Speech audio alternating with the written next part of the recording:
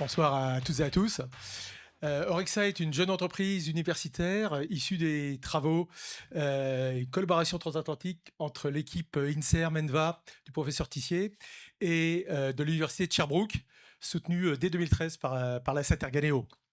Alors, sur ce socle scientifique solide, en l'espace de 6 ans, on a développé le premier dispositif médical de ventilation liquidienne totale.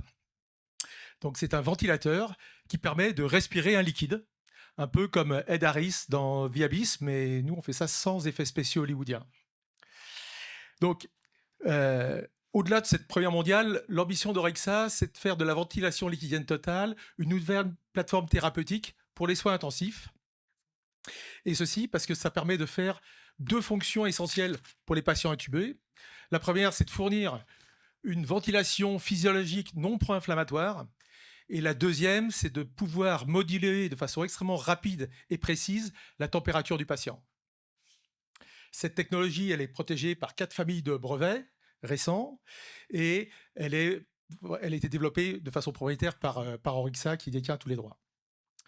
Le premier besoin médical auquel on s'adresse avec Orixa, c'est par la ventilation liquidienne hypothermisante et dans le cadre du syndrome post-arrêt cardiaque. Il faut savoir que le SPAC, le syndrome post-arrêt cardiaque, tue 2/3 des patients qui arrivent vivants en réanimation après avoir été réanimés par le SAMU suite à un arrêt cardiaque.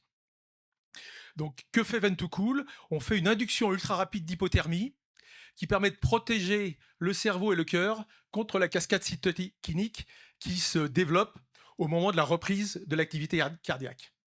Et donc, en se basant sur nos modèles in vivo, nos experts estiment qu'on devrait augmenter de plus de 50% les chances de survie en bon état neurologique pour les patients ayant fait un arrêt cardiaque.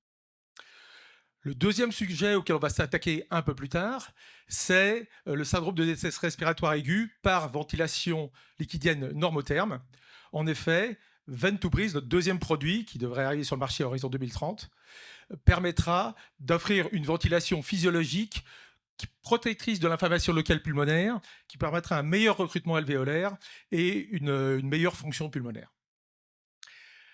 Les deux défis auxquels s'attaque Orixa en 2025 sont d'abord réussir notre première étude First in Human pour Vent2Cool avec les équipes de l'hôpital Cochin et du CHU d'Angers. Les premiers patients vont être recrutés d'ici quelques jours. Le centre ouvrira officiellement lundi, le premier centre.